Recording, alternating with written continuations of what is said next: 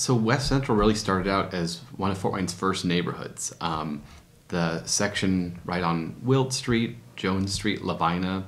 The home I just purchased right there on Wilt Street dates back to around 1860. So this would have been some of the first developments as the city would start to grow and more manufacturing would come in and the city would continue to grow. But I mean, really, it's just a very old historic area. And so as you know, that GE plant came and you had 10,000 employees, tons of those lived in all the workers' cottages right around there. And then you go maybe 2 or 3 or 4 streets over to Wayne and Berry, and you'd have a lot of Fort Wayne's first industrialists and politicians and doctors who kind of built their larger estates there.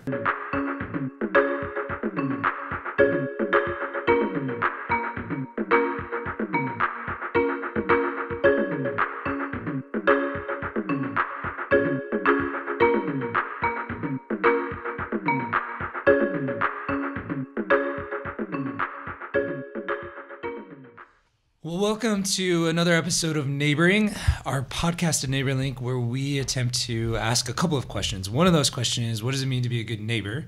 And the second question that we're asking more this year is, what makes a healthy neighborhood actually healthy? And today's guests, Ben and Tyler, both residents and neighborhood association members and leadership of the West Central neighborhood, one of the more prominent, well-known neighborhoods in Fort Wayne due to its proximity to downtown and its development and a lot of history with that. And they are also participants in kind of our What Makes a Healthy Neighborhood Healthy research project. And so part of our desire with these conversations is to kind of create a baseline through conversation.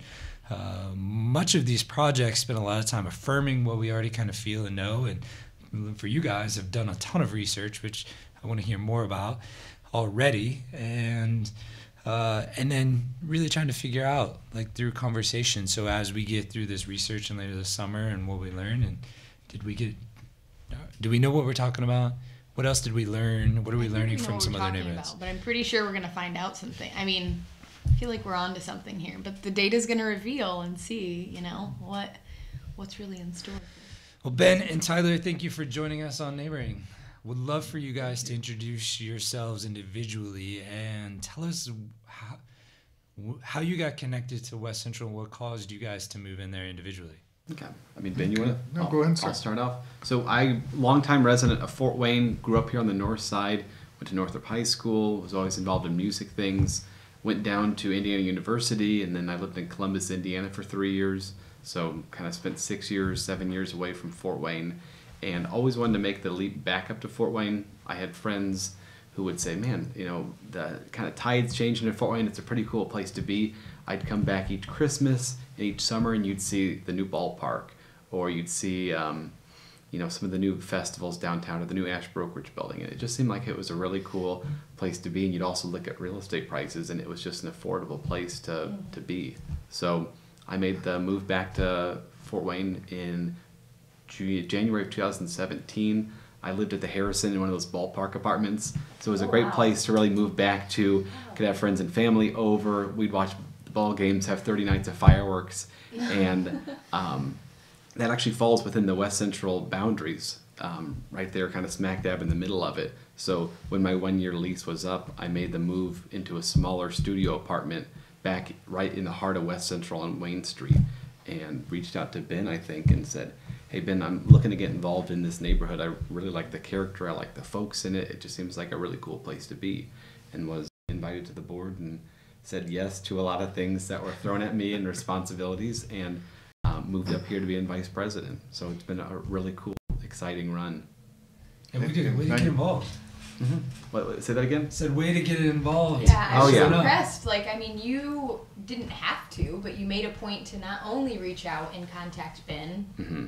but, I mean, I've been to some West Central meetings and stuff, and you're just kind of one of the leading voices. I mean, it's a choice that people make, and you made that choice. And it's not like you're getting paid for it, or it's just you show up with passion, and you listen to everybody, and it was really, really neat to see you in action. Like, you've really taken on and adopted that neighborhood and made it your own. Well, thank you. I really appreciate that. Yeah. I think really it just kind of comes from there's like an older guard of neighbors that have been active for 20, 30 years, and as they kind of some folks get burnout, some folks get busy in other things, and that creates opportunities for younger folks moving to the neighborhood to kind of move up and step into some of those roles. And you might not feel like you're ready for it, but you just kind of take that leap and jump into some of those. And also, just there's so much information that you find out in getting involved and going to these meetings. Everyone that is involved is connected with so many other spheres in town that you find out about local development, local culture, local arts, economic news, finding out about electric work. So you just sit at this table and just soak in all this information, and that's what I've loved. Wow. So. Then introduce yourself. How did you get connected to West Central initially? Well, my name's Ben Wally, and I grew up on a farm. So I was a farm kid. That's awesome. Not a city kid at all. And I ended up moving down to Houston, Texas. So I grew up in this area and moved to Houston, Texas for 4 years and lived pretty close to downtown. And that's when I started to learn about big city stuff, like all the good stuff, all the stuff to do in the restaurants and pubs, all that. And then some crime and some bad stuff, but it was big city stuff. Yeah. And so I moved back to small town USA, and my wife and I were thinking about what we might want to do next. And she really wanted to move downtown, and her cousin is our architect. Scott Greider's done a lot of good architectural work for us. So he took us on a 2.5-hour walking tour, and that's when I started to see, oh, there's something going on down here. So, we picked a house to rehab. Probably paid too much for the house. Definitely spent too much on the rehab. And we're looking for, well, is there any grants or what funding could be available, to help somebody, just a regular couple that's doing this. And my wife found that the neighborhood association, you could get $500 if you paid $25. I'm like, that's a great value statement, right? So join for $25 and get $500 back reimbursement for painting the house. Well, it's great. So now, almost 5 years later, we just see this opportunity to get involved and to positively affect the neighborhood that you're in. And, and I was part of corporate America, worked for Do It Best Corp, which is a great company. But the more houses we bought, and I always wanted to be a real estate agent, I decided one day it was time to make the change. And so that put me full into real estate and buying houses and working on houses. And I want to do that in the neighborhood I love. Yeah. So that's where our developments happened, is in West Central. When Tyler reached out to me and we did a few things, I was pretty impressed with Tyler's, just thought process and initiative. And so he and I started talking about leadership of the neighborhood, and Tyler stepped in. Tyler developed all the electric works signs that you saw everywhere. Yeah, everyone so had that was, them. Tyler had that idea and said, hey, what if we did signs and this is what we could do? And the board immediately got behind it. Right. And, we gave out, and when I say we, it was mostly me a little bit and lots of Tyler within his car, but we did 100 signs in a day and a half. What? Well, and that was because neighbors were saying, Me. I want one. Yeah. It wasn't, hi, we put one in your yard, Yeah, Lindsay. yeah. And dude, now you have one. No, they were saying, we're trying to keep up with this influx of requests. And we did 100 and then another 100, and then we ordered 200 more, and then Greater Fort Wayne ordered 2,000 of them. Wow. And now there's drop-off points to get them. And you saw them everywhere, and it wasn't just West Central anymore. I mean, they were all over the city. Yeah.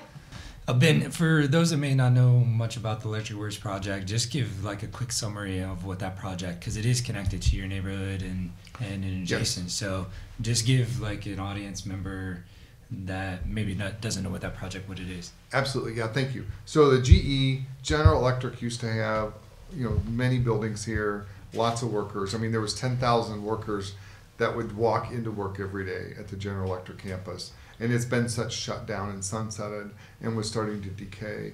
And the Electric Works development is a project, and that will be the name of the development, to take all those buildings and do a multi-reuse.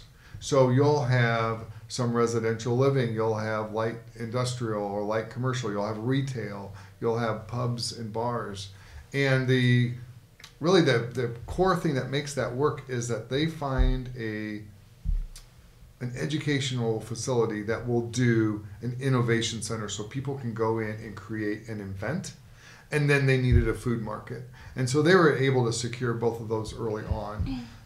And I know enough about this because we went and saw another development that they did in Durham, North Carolina, where they took the American tobacco plant and it was sunsetted and it was empty brick buildings, and they did a multi-use revamp of those buildings, and it is phenomenal. I mean, it's beautiful. It wasn't vacant because I was there 3 years after they opened that. So that gave me a lot of confidence that these guys knew what they were doing, and this could be very successful. That's neat that you went to visit the other one just to have some, like, a frame of mind of what something this big. I mean, I think that that's an issue for a lot of people. They're like, wait, is it actually going to work if we invest in this? Or, I mean, what's really to come if we, you know, go full force into it? So you took the time to go and see, you know, in North Carolina where it already had happened and is working and functioning well. So good for you. That's impressive.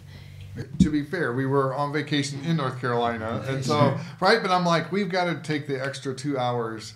We have to go see this place. Yeah. And then, of course, since we're in real estate, we, of course, go find the first street, and we're like checking out what did home prices do, you know, before it started, when after it started, then 3 years later, what it was. And, you know, of course, that increase is significant.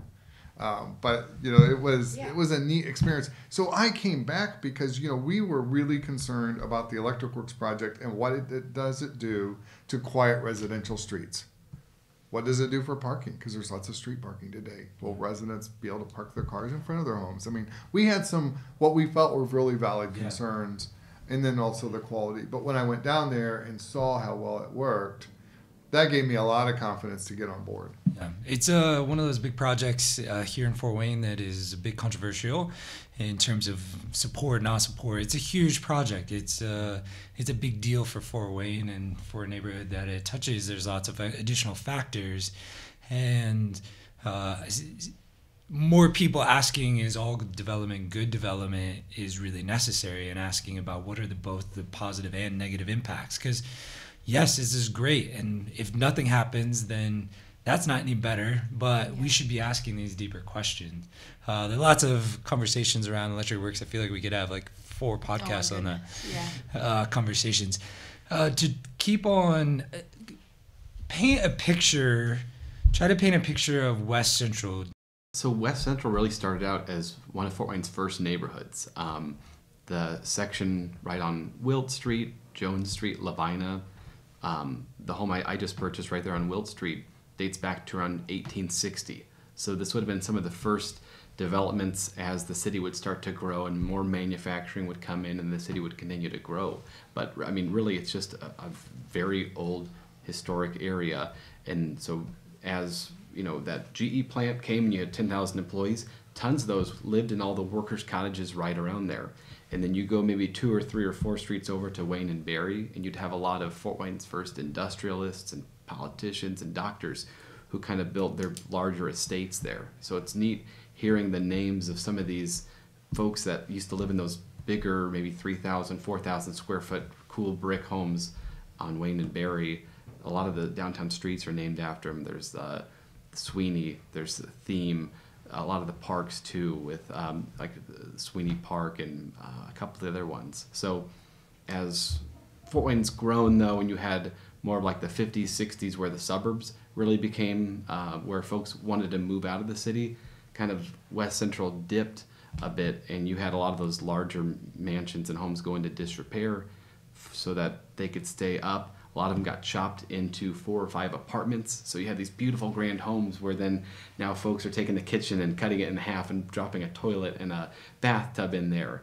And really it's just been these past 10, 15 years as downtown's resurged. You get the Ball Diamond down there. You get the convention center down there. Folks want to be down there. You get the farmers markets, and it's just a cool place that, I mean, Ben, you can probably attest to it more with your background in real estate, but I think some of the home values have almost doubled in a lot of the area in the past 5 years as you've had folks hold on to some of these historic homes, and then now they're being invested in, they're being rehabbed, where those big mansions that had 6 apartments are now being reconverted back into a single family home with someone who's lovingly and caringly spending $300,000 to kind of meticulously make it this really cool home that would kind of hold up to what it used to be back when it was made. So it's just been really, really exciting with that.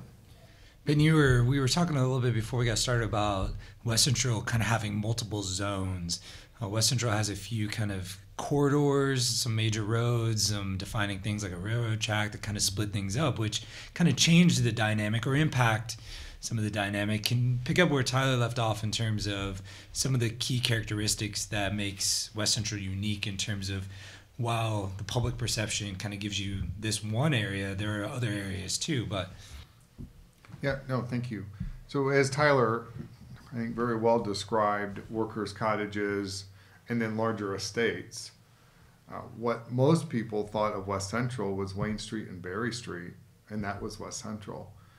When we moved in, we bought our first house January of 2015. Washington and Jefferson were starting to become developed. And now all of a sudden people say, oh yeah, when we drive through West Central on Washington or Jefferson. Okay, now the perception changed. Now you're going from Main Street down to Jefferson. It's a wider swath of what that perception is. West Central's actually, the boundaries are Main Street all the way south to Taylor, and then Sweeney all the way over to Calhoun Street. So we have 2,500 households in the neighborhood, which is a pretty good sized neighborhood. And then it's broken up into areas. So area 1 is right up on the Main Street. Area 2 is Wayne and Berry. Area 3 is from Jefferson south to the tracks.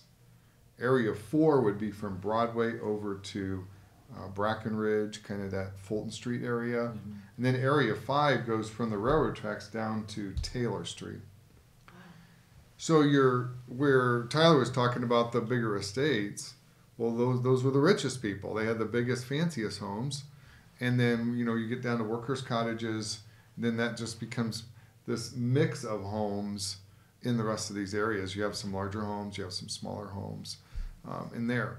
From an economic development standpoint, as people say, oh, now that we think West Central's from Main Street to Jefferson, well, now people go dump hundreds of thousands of dollars. I mean, it's not uncommon to hear someone that spent $300,000 to $400,000 on a renovation, and you walk in and everything has been meticulously restored. The staircase and the floors and the moldings and the stained glass, and you walk in and it's just amazing. Tyler mentioned real estate values. Those don't really get any value because they don't sell them. So those people invest the money and then they don't sell, and you can't really very well. Although at times I do give a little report about it, you actually have to sell a home. So home values over the last 4 years have more than doubled in some areas. So you could have bought a house in that most expensive area for maybe $130,000, $145,000, and now think about someone will have spent maybe $100,000 to $150,000, and they'll turn right around and sell it for $350,000, $365,000.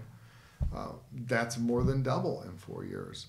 So what this has caused, though, is this conversation around gentrification, and what does that mean for West Central, and what will West Central do about it?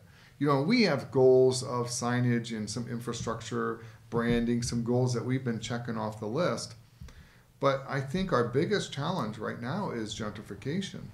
So I live on Garden Street. Someone wanted to buy my house, and it just appraised now at $336,000 on Garden Street, south of Jefferson.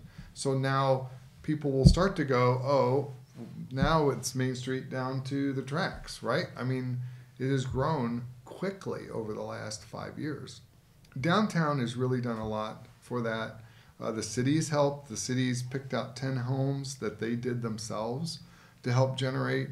And so people need to walk in with this perception, but now it's not just perception. Now there are sold comparable sales that say, oh, homes are worth this much money. Mm-hmm. So in gentrification, which I'll give you a loose description of that or definition, in my mind, that's when everything gets so expensive and people are loving the values that are going up, and then you have folks that no longer can afford to live there.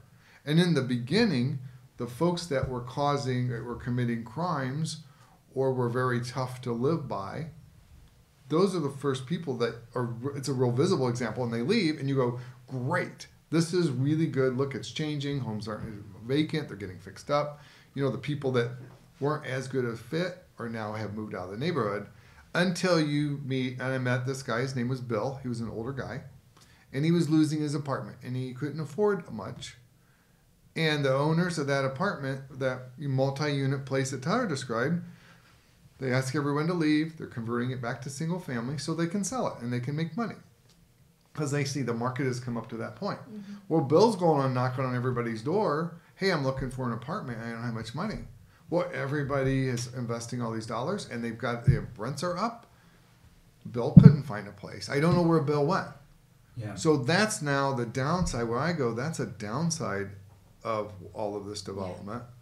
That now you start to lose good people. And so how do we develop the community and let values come up, right? And get rid of vacant homes and people that are committing crimes. How do we do that, but yet not lose Bill? Yeah. And part of the neighborhood's charm too has been its history of having lots of artists in there, lots of kind of college students and younger folks, and then having just, you know, lower income folks who are just great and add to the character of the neighborhood.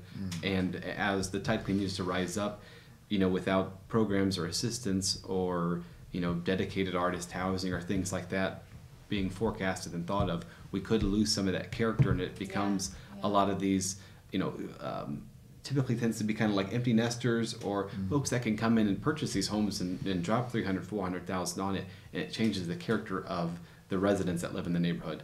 Although maybe the homes are more spiffed up and there's less cars in the street because there's no longer 12 people living in a home, it's now just 2 or 3. You know, it changes. And would you say, I feel like I've heard a lot of people talk about West Central, and half the charm is just the diversity of the people that are there. Like, and having the artists want to live down there, I mean, is half of the charm, wouldn't you say? I think so, because I think one of the things that folks in West Central know that I always try to share about it when people ask, you know, what makes the character of the neighborhood so fun, is we have these porch parties on Fridays. So basically there's this email list. When you move into the neighborhood, you get on this email list, and a great resident we've got sends out a list. He says, hey, next week there's going to be the porch party at Ben and Tammy's place or so-and-so's place. And basically you just bring a bottle of wine or something to drink, and you bring some food, and you'll have between 30 to 70 people on the front porch, around the kitchen, on the back porch. And that's kind of how you hear some neighborhood gossip. Who's going to sell their home? What's going on with that house down the street? But it's just a really, really fun mix of, you get folks from all sectors of the neighborhood and all income levels, and they're just sharing and talking and meeting. That's so neat. That's what really drew me in. I've been to a few of those porch parties, and I'm like, oh my gosh, I can never leave here. I ended up moving out of West Central, and that's the part that I miss the most. So I'm curious, for you, how has it been?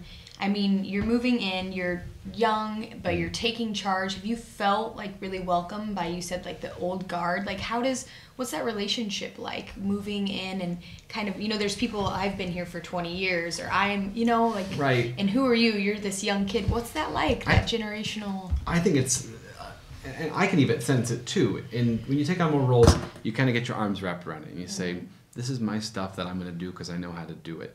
And so to try to wedge in there from someone who's like, this year I'm leading the Home and Garden Tour, and to kind of get the information out of folks who have done that for so long, it's difficult. But I think they see the value too in knowing, hey, I don't have to do this forever. There's this next generation that's stepping up. They're going to have a couple different ideas than what we've done. But what makes something fresh and fun is having, like, this is the 37th year of the Home and Garden Tour, but you know, things have changed each year, and that's what makes it fun and fresh, and folks love coming back to see what's new. And, you know, 10 years ago, I think they added Arts Fest, which is where you get live music down there and 64 art vendors, and that would have been a change from the 27th annual Home and Garden Tour. But, I mean, folks couldn't imagine not having Arts Fest, and you get 1,000 folks up and down Wayne Street doing that, the food trucks, all that. So that's cool. And so you feel like they've just really, like, you know, been really accepting to, like, new ideas? I think so, yeah. Sometimes you might have to wait to implement an idea until you've got it, and then you might see, man, you know, I see why they've been doing it for 37 years like that, because we tried to change it up and it just didn't work, and that's how it's gonna. But I don't know. I think with getting new blood. And we can have new blood that's a new couple that's in their 70s that move into the neighborhood and just shake things up. It doesn't have to be newer, younger folks. I mean, I think Ben's showed folks the neighborhood who are from out of town, from Maine or from Canada, who just love the vibe of the neighborhood. And they're going to come in and shake things up too. That's awesome.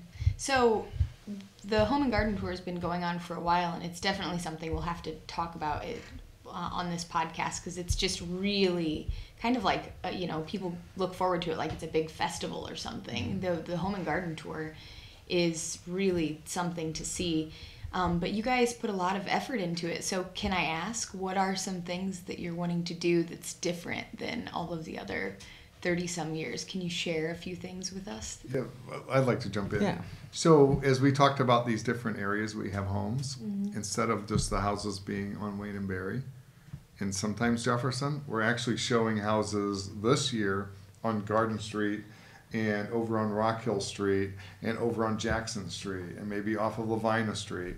And so we've got half the houses there, and some of those have been very well done.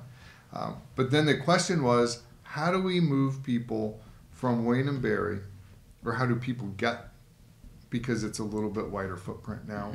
And whenever we've stretched the houses out too far, I see people coming in almost desperate for a glass of water or something to eat, or it's just not everybody can run a marathon, and I don't want to make it sound like it's 26 miles, but yeah, for some folks it's a lot of walking. Yeah.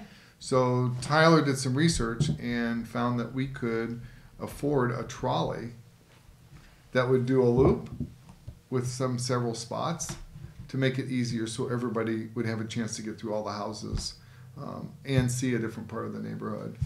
So I'll hand it back to you. And what's cool with that too is a lot of these homes now that the area of restoration's expanded beyond Wayne and Berry, Jefferson, Washington, Wilt Street, a lot of these are first-time homes. You look back at the list of the homes that have been on the Home and Garden Tour the past 37 years. Some of them have been on 8 or 9 times, and they're great, beautiful homes.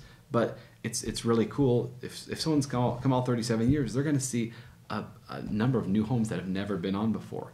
And if you're a younger couple who can't drop $350,000 on a home, but you've always wanted to live in West Central, and now you can see where there's maybe a home on Wilt or on Wilt Street or on Lavina, and you could think, man, we could move in here, restore some of these homes like the other ones we've seen on the tour that are restored, and this would be a great place because we want to live downtown and be near all that action and vibe. And you look out your back porch and you see the 6-story brick electric works, and you know that you got the farmer's market, and that indoor food hall is going to be a block from you, and that big indoor climbing gym is going to be 2 blocks from you, and you can walk to everything. I don't know. So cool. It just gets people who want to live in the area kind of in and see that whole part of the neighborhood that they might not have seen before.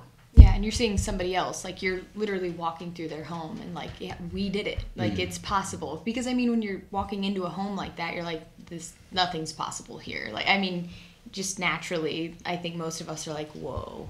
But then when you can walk into a finished product, it's like, oh, wait, they did it. Maybe I could do it too. So I think that's the neat thing about your guys' Home and Garden Tour. And when normally is your guys' the Arts Fest? The weekend after Labor Day. So it's going to be Saturday, September 7th, and then Sunday, September 8th.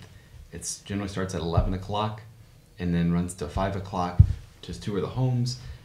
That night up until like 8 o'clock on Saturday, we're going to have live bands playing. And then all day, Saturday and Sunday, we'll have live bands, food trucks, 64 art vendors. So just like it's a great time to come down when the weather cooperates or when the weather doesn't. So like 2 years ago, we had the best weather, and it was like the best Home and Garden Tour we've ever had. Last year we had a hurricane blow through, and the weather was crappy, and it was the second best Home and Garden Tour we've ever had. What? In terms of like attendance, and it was just a hair shy of the year before. So we wonder if we would have had great weather, it would have blown the roof off of records in the past. Because I think more and more folks want to get down there and see it. That's awesome. Yeah, the goal, we talk about some dollars because that's our most important fundraiser for the neighborhood. But really the goal of the Home and Garden Tour is to showcase the homes that we have and have folks have that interest to move in. We've heard a lot of folks that said, well, yeah, I came through a Home and Garden Tour, and then we decided we wanted to live here. We eventually found a house, and then we moved. So in my mind, that should be the goal. It should be the goal. Yeah. Is as we look, and I think it's really important to help us develop our neighborhood, to showcase it and let people that want to live there, give them a chance to live there. I love it all day long. In terms of like what makes neighborhoods healthy, or like what are some of the key indicators? Curious from you guys' perspective, both maybe you have a general thought on that question of what makes a healthy neighborhood healthy, but what makes West Central healthy as a neighborhood? I think having a vibrant mix.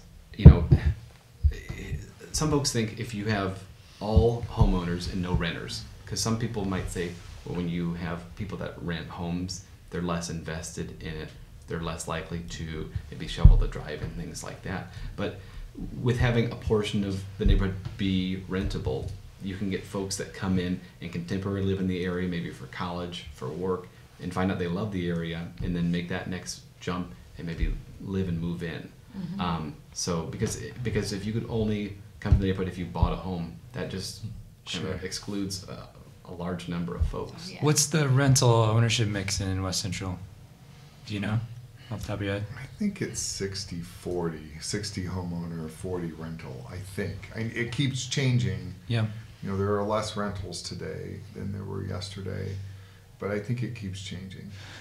Ben, real estate's such a huge part of neighborhood health and stability in terms of that, finding that mix. Do you have any sense of like what for West Central or any thought, what do you feel like is the right mix of ownership versus rental in terms of like stability, neighborhood health, dishealth?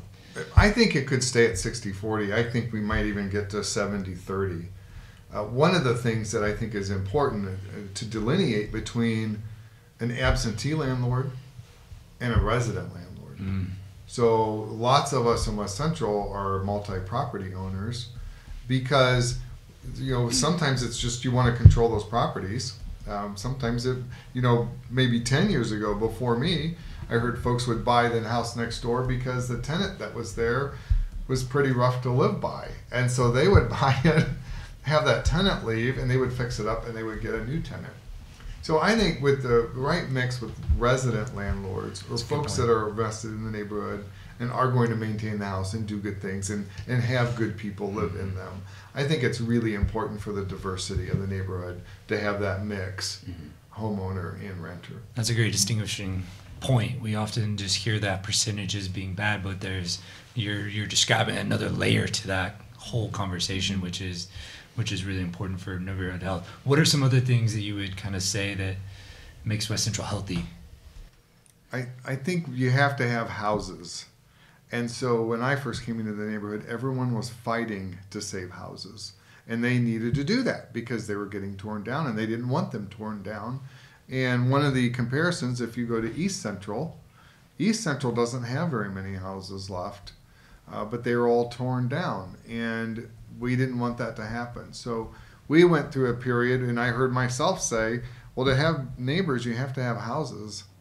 So it was on a very basic level. We would fight to save houses. We don't need to fight to save houses anymore. The market's doing that. And so it was I saw it as a challenging transition for the neighborhood leadership to change from fighting blight to capitalizing on this growth opportunity that now we were afforded. And I think we're making that change. I mean, it has taken some change, some folks, and some folks having a different mindset and view, but to capitalize on that opportunity to develop has been key, and I think really crucial for us to get to where we are today and for us to see tomorrow. Right, and I guess to highlight on that too, it's just a little bit where maybe if you look 10 years ago, you would have some homes where there'd be a huge hole in the roof, there'd be windows shattered on it, and city code would come in and say, we want to take that home down. And a lot of folks in the neighborhood would kind of band together and say, the market's not there really for someone to come in and buy that and drop a $200,000 and fix it up because it's only going to be a $40,000 home, but they were able to kind of mothball it for long enough that now that this 120-year-old home's saved, that the market's come in where someone can buy it for $40,000 and put $150,000 into fixing the foundation and the roof and putting cute siding on it and neat windows and neat molding, and it looks great, and it can sell, and you can get great folks that live in there. Yeah, so there was a solid group of folks, and some still live in the neighborhood, that many years ago fought for houses and would mothball a house, fix the roof and do something to the outside and just let it sit vacant. Yeah. Those guys get the credit for saving the neighborhood. It's huge. You know, Tyler and I are coming in behind it, right? But those guys saved the neighborhood. You know, and I've had a chance to save a few houses, but boy, I don't get the credit for that. These guys get the credit that saved all those houses, because now there's houses. And those are tough fights against the city. When the city comes in, they want to do that. But I mean, we've just had a lot of tough characters in there that save it. It's a huge distinguishing fact, and I think that's really unique for West Central that isn't necessarily the case in a lot of other neighborhoods that even may have some characteristics of health. For a lot of neighborhoods, the blight elimination may be the better strategy because of the lack of economic opportunity of the momentum that's going on adjacent or within the neighborhood, that ends the type of housing stock that is even existing in terms of the marketability. What foresight some of those neighbors had in terms of it's coming, we need this property, it's better for it to continue to sit vacant for 5-10 years before it really develops. Are there anything else that comes to mind in terms of this like neighborhood health perspective that you guys would relate to your story? Well, the blight elimination program, you know, we have a lot of say if it's a local historic area, but we don't have as much say if it's not. So that area between the tracks and Taylor, we lost 5 homes over the last year or two to the blight elimination program. So they're now empty lots. And it's been a very controversial thing in West Central right now. Very hotly debated. I mean, we've had the last 2 association meetings. A fair amount was spent with residents, I mean, almost yelling, I mean, you know, about what's going on. So that happens. And once the houses are taken down, then the city takes over those lots. And then they look for a developer that's for highest and best use. And then that developer now partners, and they come in, and they're going to build 5 homes there. And it's through a lease program. So if you are in a certain income level, you could lease that property for 15 years, end up with a very small mortgage, and they're quality built homes. But the homes didn't fit the neighborhood. They were squatty and attached garages and 70-foot driveways in the back. And so the developer, Kevin Biggs, who's also the developer of Electric Works, is part of that group, he's been great to work with, and we've made some real changes to that first initial program, what they were going to do. And I think that this is part of this affordability. And, you know, Kevin would say, well, Ben, you guys fix up houses and they get really expensive. Yeah. This program actually lets people afford, it's affordable living, but they're quality people. It's a very structured program, and it makes a lot of sense. And I think that that's something that we're now behind. You know, we had a lot of questions up front, but we're now behind that. And that is going to now become part of this mix, as we talked about gentrification and community development, is how do these different income levels afford to be there? You know, Tyler mentioned the workers' cottages, fixing those, which is, I think, a great point. Below that, it might be a program like what's going to happen on those 5 properties. So that now as we're talking, has got to be part of that mix. That's an answer for West Central. Like you're saying, it's coming out of an increased awareness of the impacts of gentrification, and saying, how do we not gentrify ourselves? Like, we want to take responsibility and be active and good neighbors and preserve the place that we care about, and we live out of our position, our interest, and our willingness to invest. But it does have an impact. And when you get relational and you can get some names like Bill or whatever, and then you begin to ask questions about, okay, what is the role of gentrification? Do we just want to be the things that we love in terms of socioeconomic diversity or the type of people that find value here? That could go away. And if we care about that, we've got to do something about it. Or at least start having those conversations in meaningful ways. How have those types of conversations been during neighborhood association meetings? Well, so, you know, one of the concern when you say folks are going to come in and they need affordable housing, the question is, well, What will those people do? Who are they? They're not very well invested, right? There's, if they can come in and get affordable living, are they going to be good neighbors or not? I mean, that I think becomes the biggest question. Is everyone's looking for? We need clean people, friendly people, low crime, good home values, good stable, good infrastructure, good lighting, good streets, good all that. How will they bringing in this element? Is it a good element? Is it, what is this element? That has probably created the most angst as to what that question is. Yeah, because you can't just say, oh, only artists who are creative, and if you're a musician, if you're gonna, you can't, I mean, there's really no way to filter out, who's coming in. So, I mean, as much as you also don't want, like, the reverse of that to where it's, only people who can afford houses that are $300,000. So, I mean... And I think we've seen too in the news over the past maybe 2 years, there's been other neighborhoods that have really put up a big fight against any kind of low income subsidized housing coming into their neighborhood. And I don't think we have that approach, because the thought is, you could go to the nicest neighborhoods in Fort Wayne and there's going to be crappy neighbors at every level of that kind of great neighbors and crappy neighbors. But as long as it's a good quality program where there's vetting in terms of who's going to come in, it adds to the richness and diversity of the neighborhood, where it's at all different income levels. Yeah. And you look at any big city that's also gone through gentrification issues, the ones that have really made those neighborhoods work have been ones that have been able to keep folks in at different income levels. Yeah, absolutely. And there's a certain part of, like, it's not so much about who are we attracting and who are we keeping. Like, there might be good neighbors that this is an opportunity for them to not just stay and be an active part, but also get a better living situation, which contributes to them maybe being a better neighbor through a different type of programming or more affordable housing, that they get an upgrade in some way. So, well, I hear you guys dancing around a question that we like to ask people a lot. So, drum roll, what does it mean to be a good neighbor according to Tyler and Ben? Well, I think you got to know your neighbors' names around you, and have an eye on their property. They got an eye on your property, and you just get to know them. And we've got that infrastructure built in place where you've got porch parties and you've got different events. And really, I mean, even you look at like the geography of the neighborhood, and you have smaller lot sizes, so you're going to get to know your neighbor. I mean, Ben, I think you had a home on Jefferson where there was 3 feet in between the homes. So you live in such close proximity, you really got to get to know your neighbors. And we're a neighborhood that you do that.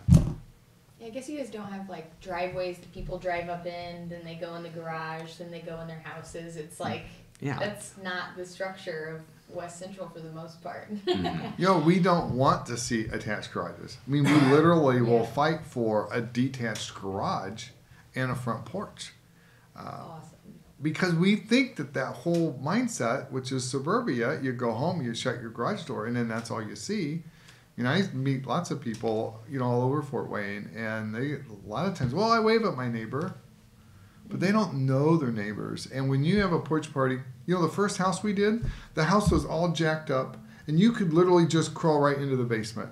And we had all building materials and all this stuff over there. And the neighbors behind the alley, they would watch, and if a truck would drive through slowly, they'd be flickering their lights to say, hey, we're watching you. We never had anything stolen. We never had any problems there. But that was where, we got that done, and I was like, oh my goodness, because that was this huge thing, and to have people come do bad things is already super expensive. It was already hard because we were working full-time jobs when we did that. So, just to have that really set a tone for us as we walked into the neighborhood. And even though that we moved now to another street, because in my business we kind of keep moving around, when we see them, they still come up and give us hugs. We see them at porch parties.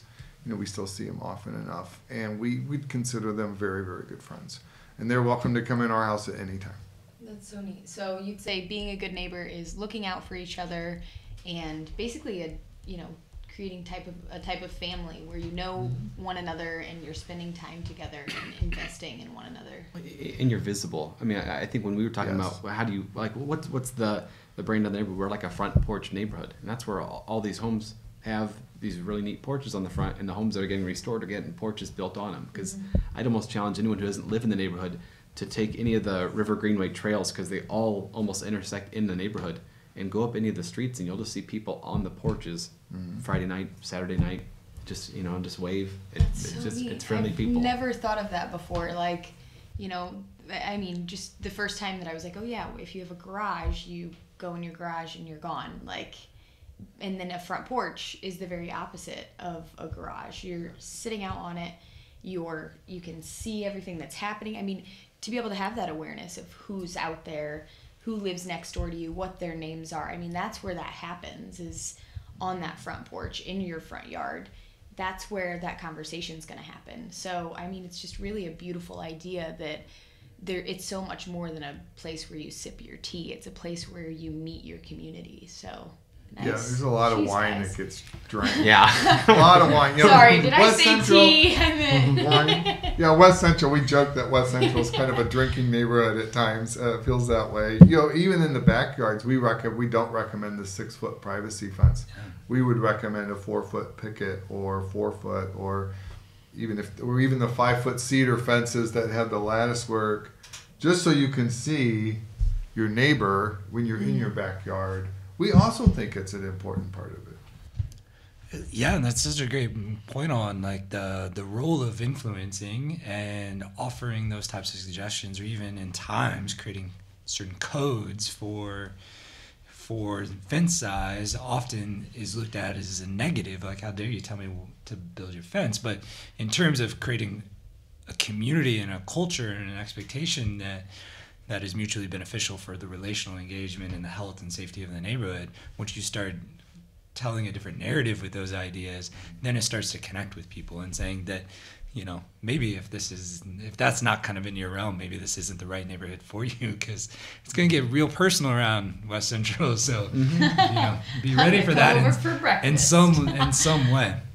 Yeah, everybody kind of knows everything, so they know all the good stuff, and they kind of know some bad stuff too, right? So, I mean, but that's how it is. You just go down there. Dirt on everyone here, and it's okay. Well, as we wrap up here, thank you so much for your time and for your leadership in the neighborhood and choosing to participate with this kind of project with us as we try to learn. Our desire at NeighborLink is to really try to take what are some best practices and things that are working, not just in general. We're going to look at some of those things, but also specifically to neighborhoods and how the culture and the makeup and how all that kind of fits together, so we can potentially help some other neighborhoods continue to learn and identify, create their own more community. We think that being a neighbor is a big part of that, but it takes work like you guys have been doing for years in the neighborhood association to make that happen. And so thank you for that. Thanks for being a part of neighboring, and looking forward to the next phase of this research. Until next week.